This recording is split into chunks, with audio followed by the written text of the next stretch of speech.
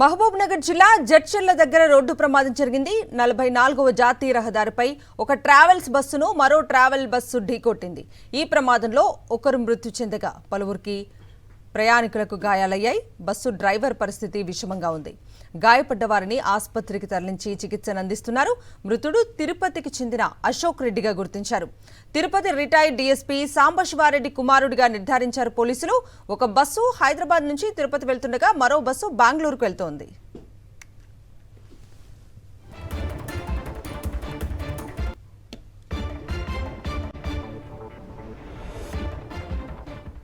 Breaking news చూస్తున్నాం. మహబూబ్ నగర్ జిల్లా జడ్చర్ల దగ్గర రోడ్డు ప్రమాదం జరిగింది.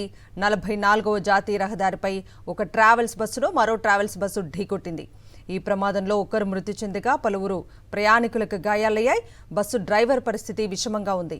గాయపడ్డ వారిని ఆసుపత్రికి తరలించి చికిత్సను అందిస్తున్నారు. మృతుడు తిరుపతికి చెందిన అశోక్ రెడ్డిగా గుర్తించారు.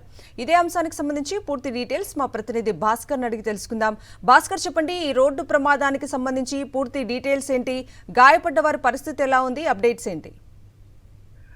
కవిత, హైదరాబాద్ బెంగళూరు 44వ జాతీయ రహదారిపై జడ్చర్ల మండలము మాచారం వద్ద ఘోర రోడ్డు ప్రమాదం జరిగింది. రెండు ట్రావెల్ బస్సులు ఢీకొనడంతో ఒకరు అక్కడికక్కడే మృతి చెందారు. మరో 14 మంది గాయాలు కావడంతో వారిని జిల్లా ఆసుపత్రికి తరలించడం జరిగింది. అందులో డ్రైవర్ పరిస్థితి విషమంగా ఉంది.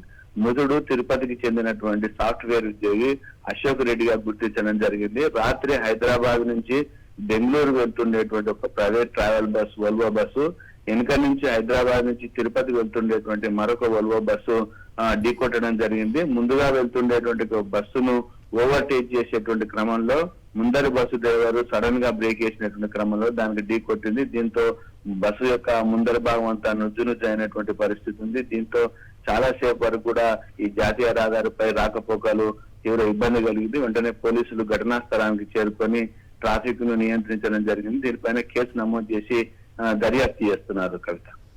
Right Bhaskar, thank you.